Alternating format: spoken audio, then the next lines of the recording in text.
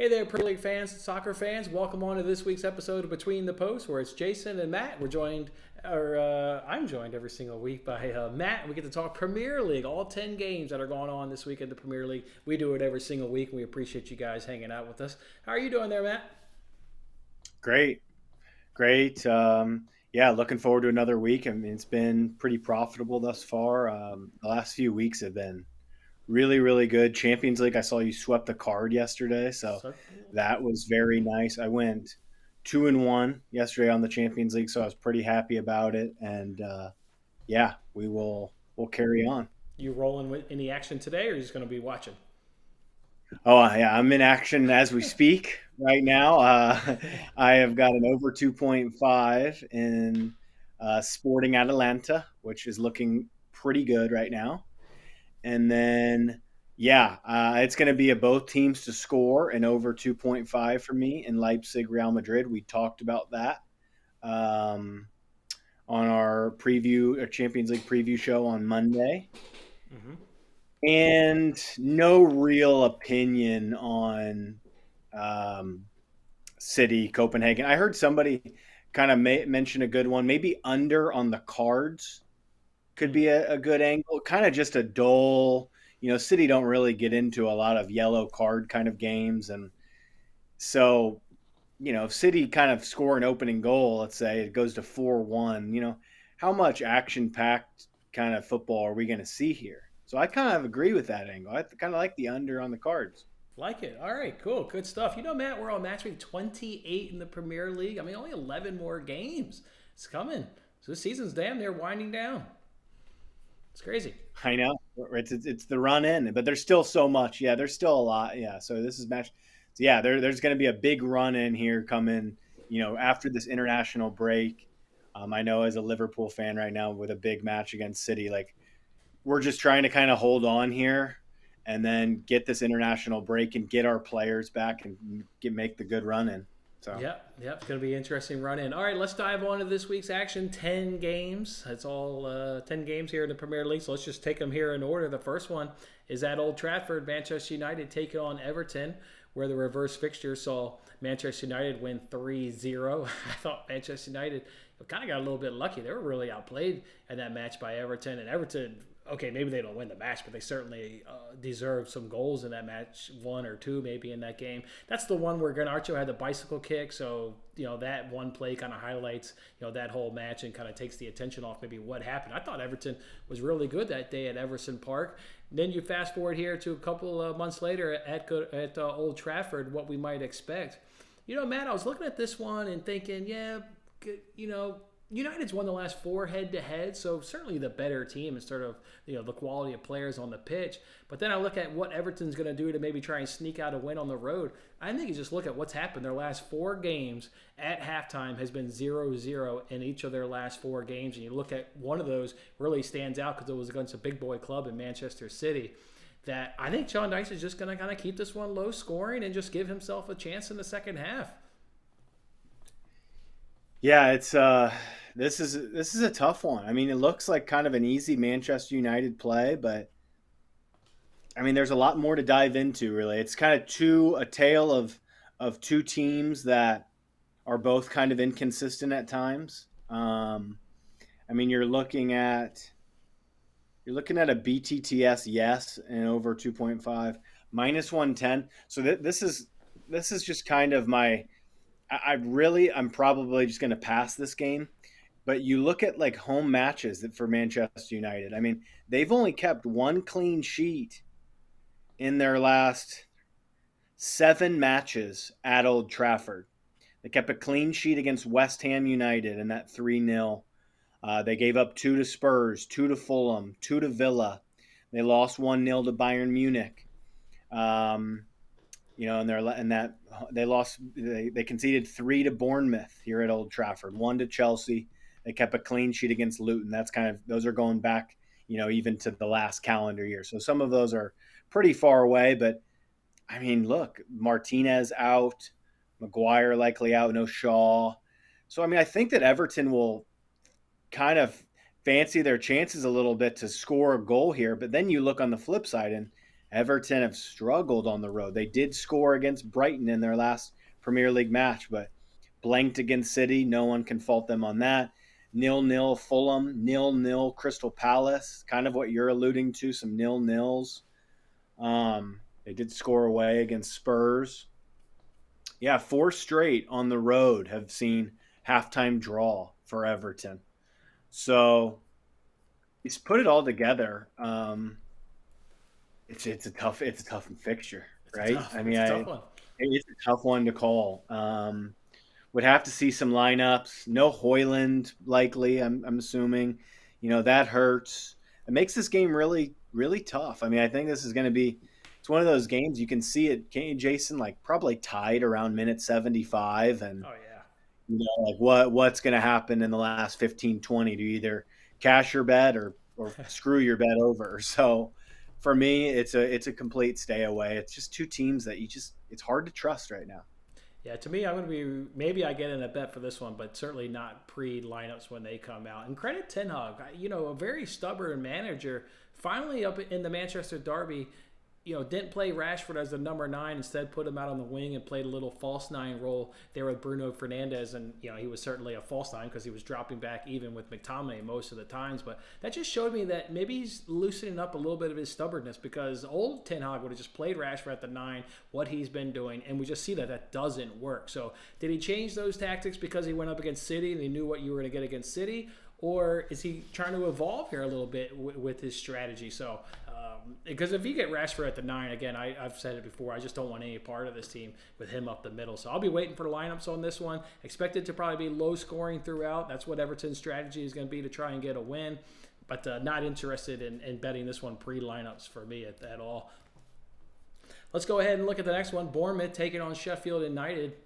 Big favorites here in Bournemouth. And the thing that troubles me in this matchup, in terms of can Sheffield doing it, listen to his press conference, his last match. Chris Wilder is starting to get disappointed, starting to get frustrated, starting to lose confidence. You can't have that from the head man. He's got to be above that and show some confidence in the dressing room. And if he's starting to crack, this team is going to crack. Obviously, there's no chance that they get saved and can make a run to keep their Premier League status. But I just think they're going to go on a dreadful run here. Obviously, coming off the 6-0 beating of Arsenal is going to have some heads dropped. But I think Bournemouth's a team that can keep sticking it to them right here at home. And I think they can keep a win to nil in this one. Don't be surprised if this one becomes 2-0, 3-0 Bournemouth as well. That's where I'm at. You read my mind. This is a win to nil for Bournemouth. If you really look into some of the advanced numbers, I'd love for you after this, Jason, to take a look at Bournemouth's defense. My gosh, has it gone under the radar? We keep looking at Bournemouth because their offense has been so solid, and we think, at times they're this both teams are scoring over 2.5 juggernaut, but they haven't been, because this defense, it might not have the names that everybody recognizes, but they've bought correctly, and they've got a great manager. They are keeping clean sheets. They are keeping teams' XG numbers extremely low. This is a Bournemouth win to nil. I'm looking at it, plus 135 is what you can find on that. Give me Bournemouth win to nil. This is a bet for this weekend. I absolutely love that angle right there. All right, let's keep it going. Let's go to Selhurst Park. We've got Crystal Palace. They're taking on Luton. And Matt, have you seen the odds on this one? Palace minus 180 on the money line up against Luton. And then I start digging in the stats. It's Luton scored more goals on the year than Crystal Palace. I've got 4 more goals. Overall, my goal differential is only 2 worse if I'm Luton.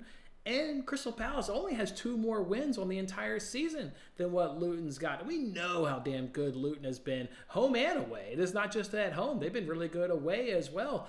I'm taking Luton double chance well before I take Crystal Palace on the money line. I can tell you that, but that's not the bet in this game. What really gets me excited is start looking at these teams, how they performed in the last 6 and the last 10. They've hit 83% of the time. Both of them have hit both teams to score Over 2.5 is 83% for Palace and 100% for Luton. And that's not just a 6-game stretch, because if you go look at the last 10, it's 80% both teams will score and 80% for over 2.5 for both clubs. So you're getting goals, you're getting conceded goals. I like that Palace is at home. That gives me a little bit more confidence that they're certainly going to be able to score. And Luton's been doing it home or away. This one, I don't really care whose wins, but again, I'm backing Luton before anybody else. I'm taking that plus 125 over on ESPN Bet on a both teams are scoring over 2.5 in this fixture. Yeah. I'm going to pivot a little bit differently. I'm going to go to that bet that we've kind of talked about with Luton over the last month or so. We're going to go both teams to score and Luton to not be beaten by a margin. So Luton plus 1.5, essentially on the Asian handicap, combined with a both teams to score. That is plus 113. That is also a bet for this weekend. Luton to keep this one close. Luton find the back of the net. Wouldn't be shocked, if this the one thing. I mean, what if Luton wins this game, 1-0? I wouldn't be entirely shocked. But this is the best angle, getting a plus price on side. Maybe I'll probably shop around here. I just put that one together on FanDuel. That is plus 113. Maybe I can find a plus 120 somewhere on that same angle.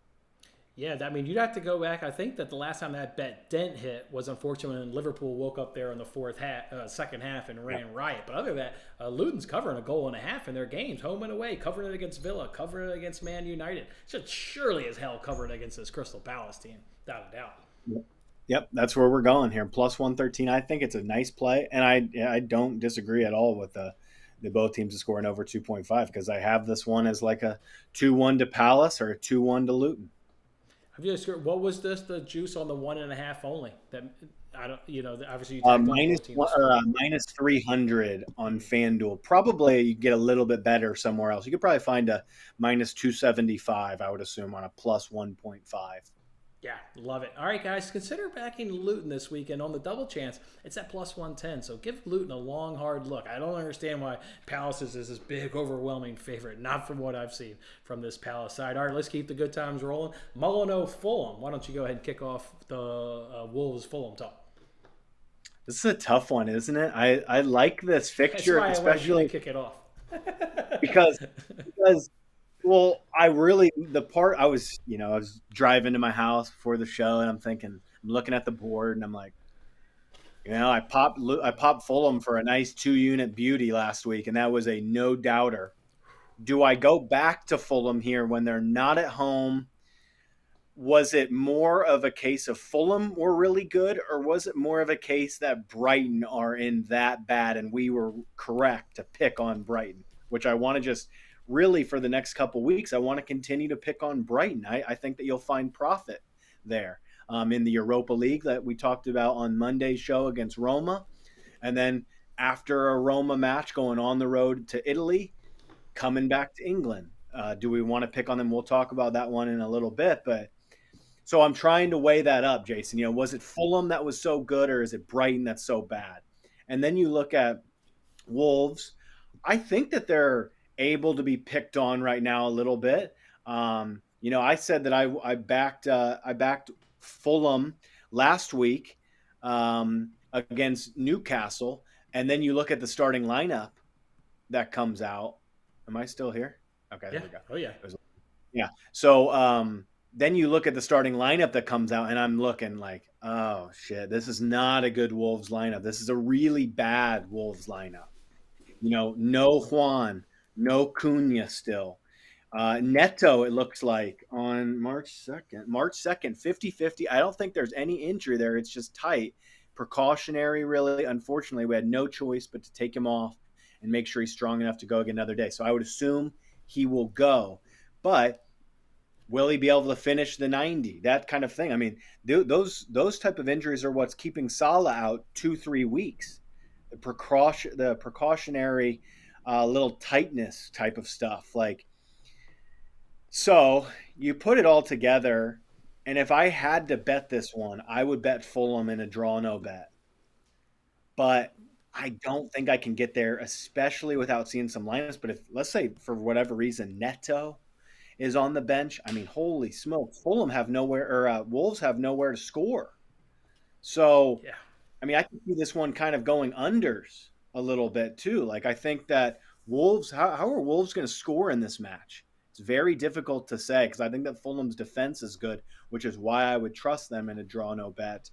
Um, right now, I'm leaning on the fence for sure, but I think you'd have to look towards Fulham in some way, shape, or form, maybe even a plus a quarter. So if they do draw the match, you get some profit out of it. And I think it's probably stacking up to be an unders game.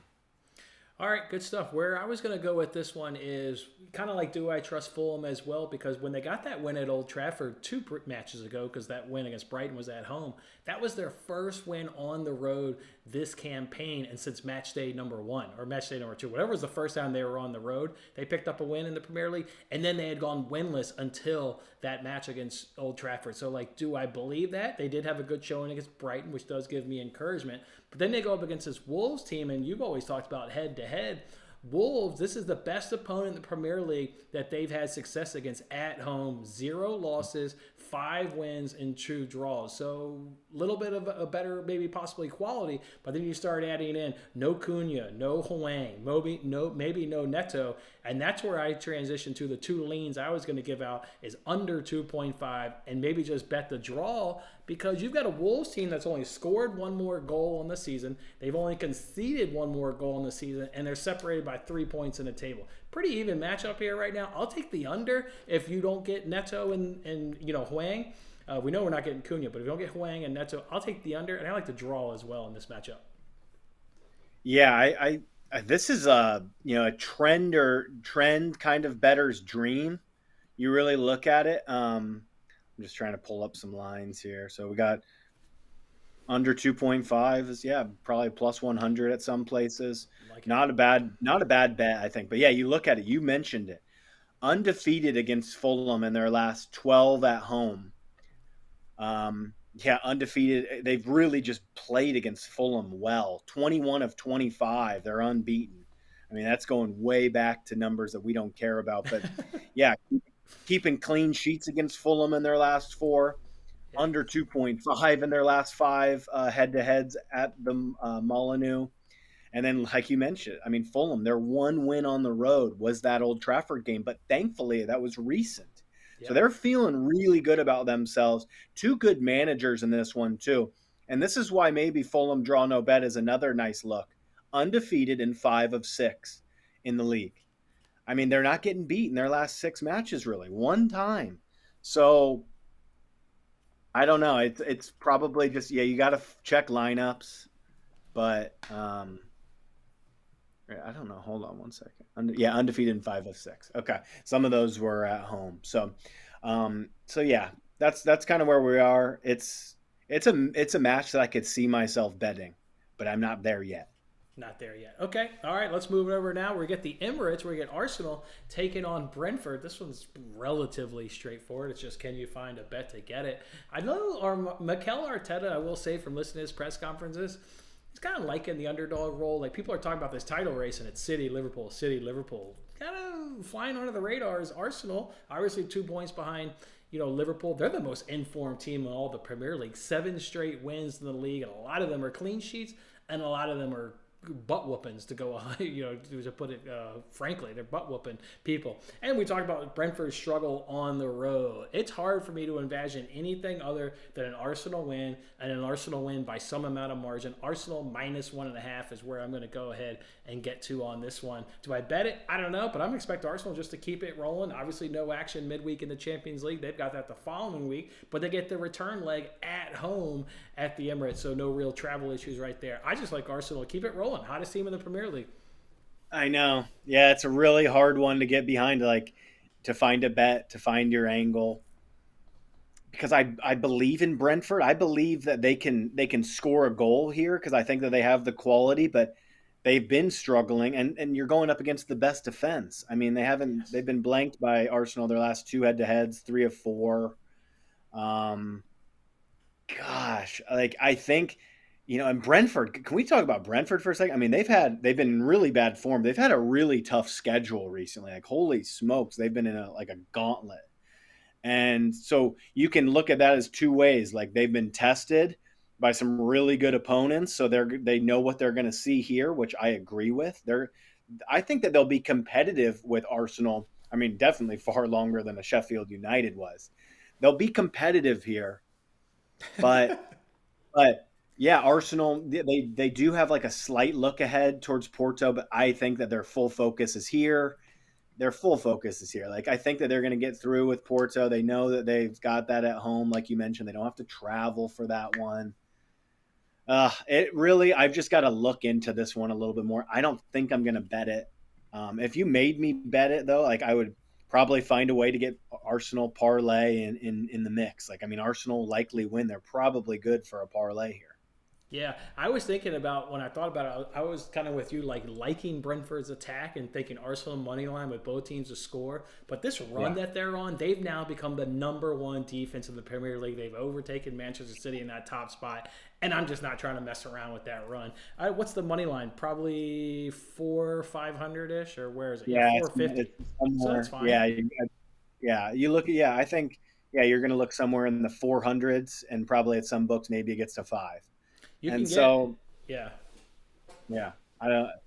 Where what were you going to say? I was going to say a Bournemouth Arsenal gets you at about minus 150. A little parlay of Bournemouth Arsenal. Yeah, I mean, I don't hate that, and so yeah, in this one you put it all together, it is difficult. Difficult. They make they price it out that way. Hmm. If you, I mean, like you look here on the Asian line, you can find a better price on -135. Brentford +2. Like, it is hard not to like that, but it's at the Emirates. You're going up against a buzzsaw right now, so you wouldn't really want to be holding that ticket. But like most times, like I trust in Thomas Frank. I think he's a fantastic manager. Tony, Wisa, I believe that they can score a goal. Like this one probably lands right on two. It's probably right there. Like maybe I would pivot like instead of instead of Arsenal money line, like I'd rather have Brentford +2.5 in pocket. I'll tell you that. Like that's where I don't think that they get beat here by 3 goals. They were think about how close they played Man City. I mean, they were right there with them for a little while. They've got good tactics. It's interesting. It's a really tough one. I'll leave it.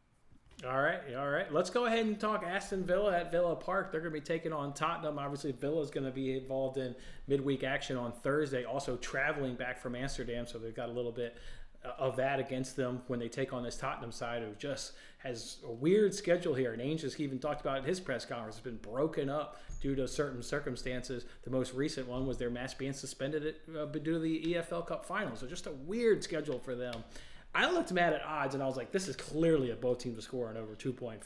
It's minus 220. And then that's when I stopped and I said, well, what else am I going to bet? Like, if that's minus 220 for a both team to score at over 2.5, like, what am I don't know how to make this game work. I think it's going to be a great game, super entertaining. You love Ainge ball. Everybody's relatively healthy outside of Richarlison. You should have Udogie probably coming back into the squad. Pedro Porro probably coming back into the squad. I mean, minus 220. Like, what am I doing here with this? I have no idea. I maybe give a slight edge to Tottenham just because, they've got this big rest advantage. But then I remember sitting here last week when we talked about it, Villa's got the fourth best XG allowed when they're at home. They're really tough at home. No big surprise. So to me, it's really tough. I'm just going to take a pass because they've priced this one so damn crazy. I can't even bet it. This is one, we talked about, do we do the show a little early? Do we wait? Like whatever. And then, I'm going out of town. So we kind of we've made this work and I really appreciate it. And it's like, this is the perfect example of we want to see what happens in the Ajax match. Like what kind of minutes are some of these guys given? What, how many minutes does Watkins get and Bailey get and everybody like, can they comfortably win in Netherlands and be able to take their foot off for a second and refocus? Because I mean, you have to say it's the Conference League. Their full focus is on the Prem. They are in a top 4 battle right now with this team head to head. These are most likely going to be 4 and 5 unless United really clicks on the gears. This is the battle for the top 4. This is like This is like as big basically as the Liverpool City matchup in a title race for these kind of clubs for the top four. It's the same thing. Both teams overperforming a little bit. New manager for Tottenham this year. Um, I'll tell you what, if we can just get like a nice, Villa kind of get out of Netherlands, like whatever. Give me Villa draw no bet here in this one. They're too strong at home, Jason, and they've Yeah. won three straight on the head-to-heads. Three straight. I don't think that Spurs are disciplined enough. Look at Spurs. They've had to have a lot of come from behind magic recently. They had to have it against Palace at home last week. I mean, Yeah. give me Villa here. Give me Villa if we can just get out of the Netherlands unscathed, ready to go, fresh, full concentration, back onto the Premier League. Give me the better side. I think that Villa are the better side. And Yeah. especially with home field at Villa Park pushing them over. Draw no bet, Villa for me as a early look. Love that, love that. And this should obviously get more of the attention because remember, winning the Conference League only gets you automatically in Europa League, right? This is not their path to Champions League by winning the conference. That just gets you in the Europa League. They obviously got bigger aspirations. They want to be the top four. Fascinating game at Villa Park on Sunday. All right, let's take it over to Brighton where they're taking on Nottingham Forest where, yeah, we both picked on them last week and it was because of their away form. Now they're going to be back at home, which makes me think that certainly they'll be better, but then they've also got a big Thursday match that they're going to be involved in here on the road to Roma, which, yes, I am fading them because their away form is just abysmal. So I think Roma has actually got a nice spot right there. In terms of this one, kind of like Forest, but with Brighton at home, Forest getting goals. I'm going back to the both teams to score and over 2.5 here. And this one here is looking really good in stats because Forest in their games, they're hitting the over 2.5 in, I had it right here, 80%. The over two, or both teams to score 80%. Over 2.5 is 70%. So I think Forest has got more than goals with them, and maybe even can hit them on like some margin. I think they can cover, if not pull out, a result, whether that's a draw. Probably a draw. I don't think they'll knock them off, but they can certainly, I think, get a point in this one. But I just got to go goals. I'm getting Brighton back at home, where they're a nice little sweet spot. They'll be able to find the back of the net. I'm doing both teams to score in over 2.5, minus 105. Yeah. I agree. I agree. This is probably going to be my best bet of the week. I'm going with Forest here. I think that this is just sets up like a dream for them. I'm just trying to figure out, I can go 3/4 of a goal plus 3/4 of a goal. I can get it at minus 110 at Bet365. It's minus 120 at DraftKings. And then I'm just trying to see like the plus one the plus one is about minus 155 on Bet365. That's where I'm going to probably go here. I'm going to lay the juice to get that extra call like that. If they lose this match, but they don't get beat by a margin, I still get my money back. I think that is a really safe bet. I think it's a really safe bet. Giving me Forest a full goal head start. This is likely the best bet of the week. This is likely the 2-unit play. I want to pick on Brighton. I don't think that they're in good form. They've got to travel to Italy. They're in trouble right now. They're just in trouble. They're not clicking. No Matoma. Give me Forest. Are you waiting to see how they perform against Roma tomorrow night, or Yeah. not? No. This is one that I don't think that you need to. This is one that you just because if they perform badly against Roma, like this line is going to move, and I don't want to. Mm-hmm. I don't want to be there for that. I don't want to have to sit around and then take a minus 200 on a plus one. I feel pretty good right here, right around that minus 150 range on a plus one. Yeah, I feel pretty good that they're going to struggle tomorrow night in Rome up against a very strong Roma side. Great offensive power and defense as well. So, all right, cool, great stuff. We've got three more here. West Ham at Burnley. A little bit of a resurgence here in West Ham over the last couple of weeks. Obviously, got the 3-1 win there up against was it Everton? Yeah, Everton last week. They got the 4-2 win in the game before that up against Brentford. Yeah, that's the one where they were all over them, or Bowen at least was all over them. And now you get Burnley, just absolute struggling side. Only won 3 games, obviously, in their 27 games. They're abysmal. You even got Vincent Company now comparing different games and press conferences of incidents that happened, and he's more to just setting this table for so he doesn't get sacked is what it feels like is what Vincent Company is doing these days. I like West Ham in this one. I think they can overcome any challenges that they'll have being in Germany, playing Freiburg on Thursday night, just because how bad Burnley is. I struggle to see goals in this side, so I like West Ham in this spot. Yeah, I do too. I mean, it's hard not to like anybody in this league right now against Burnley. And they've got Paquetá back. I mean, they're going to be good here down the stretch. West Ham, they can stay healthy. I think that they can really be competitive in Europa League. They've got the guys. I mean, look, they've got Bowen, Ward-Prowse, Paquetá, Kudus, Souček. I mean, they're back. They're healthy. I'm looking at the injury table right now. Only one injury. Maxwell Cornet. He's going to be out for a few weeks. He's a bench player that gets 10 minutes a game. So you put it all together. You're just trying to find, how can we get this West Ham minus 150 down to even money? That's the question that I have. And I don't fully know the answer yet. I'm also looking at Kudus to score or assist at plus 110. That seems like it's got some value there. But you can also get that kind of price. I mean, you could just bump it to Jared Bowen at minus 110. Yeah. I mean, probably more likely that you get Bowen than Kudus in that market. So all in all, just going to probably still wait on this one. Watch the match in Freiburg, which I do like both teams to score in that one. I think that you really liked both teams to score in over 2.5 in Freiburg, West Ham. I like that one. That one is a strong bet for tomorrow. So we'll bet that for tomorrow, and then we'll come back to this one and see where we are. But I'm going to have West Ham in something. I mean, they're going to go in a parlay, maybe a minus 150 parlay, and try to find another minus 150 that I like and get like a plus 120, plus 130. West Ham are going to be on my card in some way, shape, or form this week. I just got to figure it out.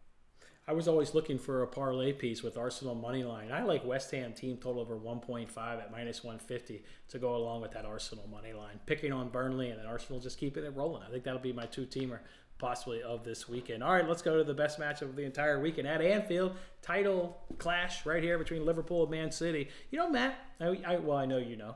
7 of the last 9 have seen both teams to score in over 2.5. We talk about some of these games where you think you're getting goals and it doesn't happen. This fixture always lives up to the hype. You absolutely get goals. One of the misses was actually the one where you avoided. I remember you were like, I don't want a piece of it because they're coming off international break and they get the dreaded 12:30 kickoff on Saturday morning. So you correctly stayed off of it, even though obviously it had hits rates of, 7 of 8.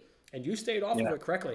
I think with no concerns that you had last time with international break, you go right back to both teams scoring over 2.5 at minus 135. If I had to pick a winner, I'm probably leaning Man City because Liverpool has been getting magic as of late, and I don't want to say that's going to dry up, but that's going to dry up here at some point. That's going to dry up. And obviously the rest advantage, not only does City play a day sooner, they get the second leg. If they do maybe what they can in the first half, they can really rest players in that second half, minute 60, 65, and get ready for the preparations where Liverpool doesn't have that advantage in a leg one coming up against Sparta Prague. So I lean City to certainly probably get the 3 points, but I'll be betting both teams to score in over 2.5 for sure.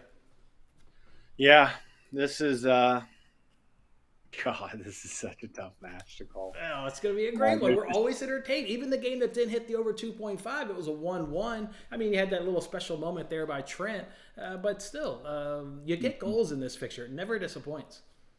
You mentioned Trent, and man, I wish we had him for this one because that's the one thing though is Man City's left side. If they play Doku, he has been kind of shit recently. I'll say, Doku doesn't really fit in Man City's blend, and they have no Grealish. So are they going to be able to pick on Connor Bradley? Will Jurgen Klopp say, look, Connor Bradley, this is still too big of a fixture for you. We're going Joe Gomez at right back. I think that's what I would do. I would play Gomez at right back, Robertson at left back, and I mean, they really are stacking up to be able to have a pretty good 11, Liverpool, all things considered. Yeah. Supposedly yesterday, I have not heard anything more. I haven't really been on Twitter at all today. But Kelleher there's like an injury scare Oh in no. this. Like there's rumors that like he's not fit. So I don't know what to think about that. I got to get clarification on that before betting this. If it were me, yeah, Gomez, Van Dyke, Kanate, Robertson. Then I mean they can play Endo, which he would. McAllister gets to play in his more natural position. Szoboszlai is back. Salah is back. Nunez in the middle, and Luis Diaz out left, and then Gakpo can come on. Elliott can come on. So they're getting closer. The Trent thing is a big issue in these kind of big games. I mean, he's the best right back in the world, I think. So that hurts in terms of creativity. I'll tell you right now, like I don't have anything for this one yet. But as a Liverpool fan, I'm truly hoping that we just don't get beat. Just avoiding defeat here, like getting a draw from Liverpool in this fixture, I think would be a massive victory for them in the title race because they still get to control their own destiny. Yes, they would be tied probably with Arsenal at the top, with City lurking behind, but those two teams would have to play. Um, they would get to be back in, they would still get to control their own destiny is what I'm saying, and like that is very key here. So hoping Liverpool can avoid defeat. Guardiola has struggled at Anfield. He's only won here one time in 9 head-to-heads at Anfield. Pep Guardiola, that is unbelievable. Liverpool are going to absolutely need the power of Anfield to get a point, to get a victory. Would be unbelievable, and it would shock me a little bit. I don't think that Liverpool are going to win this game. I don't. I really have that feeling. You can see it in the odds. Man City are favorites at plus 130. Like, I'll say this, like in terms of an Anfield angle, if you really believe in the power of them and like what they're doing right now, and you get a good 11, you can get Liverpool plus a quarter at Anfield. That's normally a pretty plus EV bet. What Yeah, do you that's think pretty about good. that? I I, mean, that's I pretty good. I agree. I'm just looking at the City lineup that they threw out today at Copenhagen. No Walker, no Stones, no De Bruyne, no Silva, no Foden. He's rested big time players for this trip to Anfield on Sunday in what is a big title contender. I'm liking City money line just based on what he's done today. Kind of really don't like the bet I gave out today for today's Champions League because Kovacic doesn't do shit. Nunez is god awful. Yeah, I really don't like it today. I mean, he's going to pretty much, based on this lineup that he's got today, you're going to see Holland, Foden, De Bruyne, Alvarez, and Silva as his attacking 5. I like City on the money line. I really like City on the Right money now. line. It's like that's where I'm at. Like you can feel it in my voice. I think that Liverpool are so much more likely to lose than to draw or win. So like I mean you can get like honestly, yeah, probably the best bet here is like City. You can get City draw no bet and pay like a little bit of juice on it. Like that's pretty freaking strong. So it's like it's the margins are so slim. Like you give Liverpool plus a quarter at Anfield, you normally feel pretty damn good. You get City draw no bet like minus 130, you feel pretty good. So put it all together. I'm lost with this one. I got to see some lineups. I hope that it's Gomez probably over Bradley at right back. I just need to see how Salah does. Like Salah's probably going to get 20 minutes tomorrow in Prague. See how he's looking. See if everybody can stay fresh. This one is tough. Honestly, I would not fault anyone from just saying, like, I know it's a big match. I feel like I have to bet it. I think it's a pretty good match to also just say, look, I don't know what's going to happen here. No bet. No bet. I hear you, Matt. Boy, what an absolute big matchup. What has happened? City has won 2 of the last 3, and that last one, most recent, was that 1-1 draw. Okay.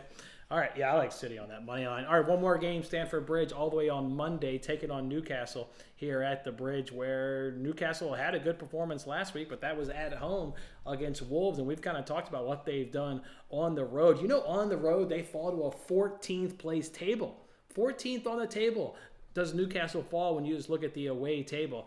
Yeah, I kind of like Chelsea. Thing is, like, am I willing to bet it, right? Because they had a great performance there at Wolves at home, looked really good. You're getting them on the road. at some point, good teams are going to turn up wherever the hell they're playing at. But they've been struggling on the road, and that is a real thing. 14th in the table. So I like Chelsea here. I kind of like both teams to score in this one. I think both teams will be able to find the back of the net. So that's what I like in this one. A little both teams to score action. Lean Chelsea in this one. Lean Chelsea, just more picking on Newcastle's form, but I don't know if I could actually bet it. I mean, Chelsea's not minus 150. This is another one kind of like Palace Luton, the odds. Like, Chelsea's not that big of a favorite. Like, are we really trusting Newcastle to struggle just because they're away from St. James's Park? Because that's what the odds are telling me. Because on a neutral ground, you're not getting these kind of odds anywhere near it. So, I agree. No, this is a tough one. This is a tough one because I think that Newcastle are, when I looked at their lineup last week against Wolves, it's kind of back to that brilliant best. Like this is going to be a tough match for Chelsea. Like if you made me bet this, it's Newcastle double chance. Really, I think that Newcastle can go toe to toe with this Chelsea side. But right now, as of now, I'm just going to leave it. I need to see some lineups. I do like your both teams to score, but it's minus 230. Mm-hmm. But I think that that's a great parlay piece. Newcastle, Chelsea, both teams to score. And damn it, man, I need a goal here in this Sporting Atalanta. And the XG is awful in the game. So I'm even lucky to have 2 goals right now. Yeah. What minute are you in? It's coming up to minute 70 now. 20 to go. Come on. Not guys. a whole lot. Creative. So. Yeah, the both teams to score is hitting 80% for both of these teams over the last 6. I do think that parlay leg's probably the best here in that one. So, all right, I'll toss up my bets here on the screen. Sorry, Jason. One thing on the on this Chelsea team. Nicholas Jackson is really finding his form. I'd look to him possibly in this game. He is clicking. Nicholas Jackson is in form. Nicholas Jackson to score a goal in this one looks pretty strong. You could do a parlay double of him and Isak. That makes a whole lot of sense to me for a big price. So Isak, Nicholas Jackson. You think both of them to score and assist? Can you drop both of them in that parlay? No, just both of them to score. Oh, just both of them to score. Okay. Yeah, that would be a nice price. So I hear that. All right, guys, as you can see, those are the 2 bets there that I've got on the screen. I'm going to do that as over 2.5 and both teams to score in both Palace and Luton and Brighton and Forest. I'll be betting something here in Liverpool, Man City, but I got to reconsider that based on today's lineup. Man, I'm really liking City a ton more. Mm-hmm. See what Liverpool can do tomorrow, but they got to go to the Czech Republic tomorrow. Like that's Far East Europe. Like that's a long ways to go, and to come back and yeah, tough spot for you guys, but. See, hopefully just get another cracker of a game. What do you want to share? Anything you want to share right now? Yeah. Definitely best bet of the week is going to be Forest +1 against Brighton. And then some other good angles that I like. I love Bournemouth win to 0 against Sheffield United. Like Luton +1.5 on the Asian line, or just I guess the regular line +1.5, and both teams to score in that one +113. Fulham will be considered down the line. Villa will be considered down the line, depending on those kind of what happens more in Europe and some injury stuff. And West Ham likely gets popped as well. So those I've got 3 bets right now, and likely 3 more kind of shaping up. All right, love to see it. Make sure you give Matt a follow on Twitter. He'll let you know when he pulls the trigger. He'll go ahead and tweet those suckers. All right, Matt, thanks for jumping on here with us here. Enjoy your weekend, and we'll guys see you back here next week for Premier League Match Week number 29. Enjoy the games, fellas.